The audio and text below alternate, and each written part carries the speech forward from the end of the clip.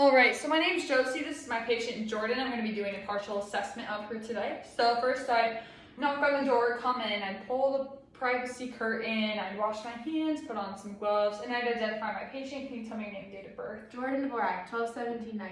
Awesome. And then are you in any pain today? 0. Awesome. So I make sure she's adequately exposed so I can assess her, and I would tell her what we're doing. We're going to do an assessment of your head, neck, skin, nails, all that fun stuff.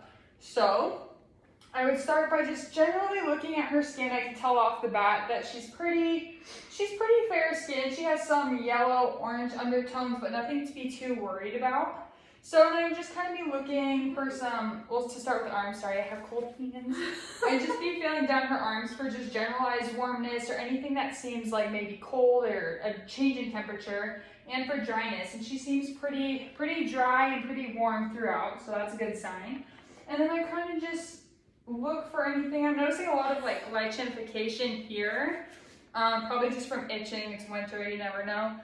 And just a lot of generalized freckles in the back of her neck. Nothing to be too concerned about. I would be concerned if it was like asymmetric, growing, different color, anything like that. And then while I'm up here, I'm going to assess her turgor. So I'm going to pinch above her clavicle and make sure that it kind of goes back to its resting position. And it does, so it looks great. So I'm going to check her back.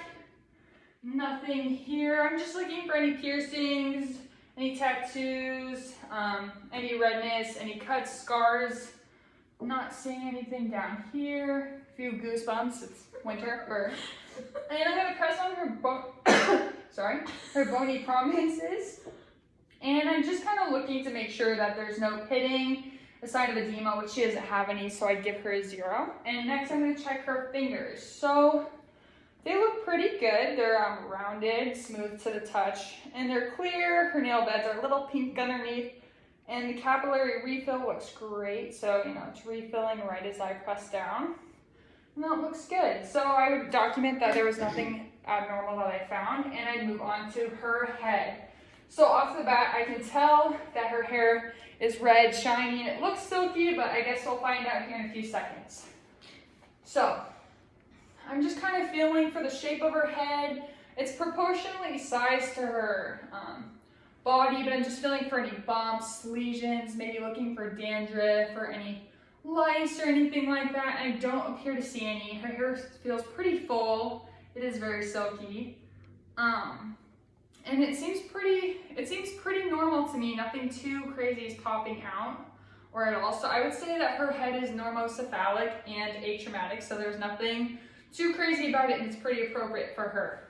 So I move on to the facial features. So off the bat, looks pretty symmetric, looks pretty good. Her facial, just making the correct faces, her mood and affect is appropriate to what we're doing. And then I'm gonna feel for her neck. So her trachea is midline, and her neck itself is the midline of her body, so it's not like completely to the side or anything like that. Everything feels good.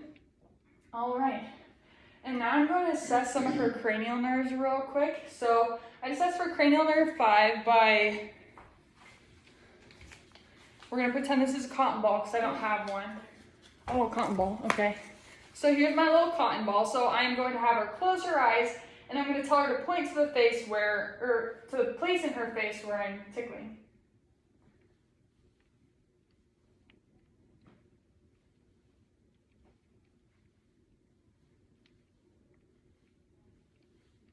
Awesome, she can open her eyes, that was great. And now I'm gonna test her cranial nerve 7. So I'm gonna have her close her eyes and tell her to try and keep them closed.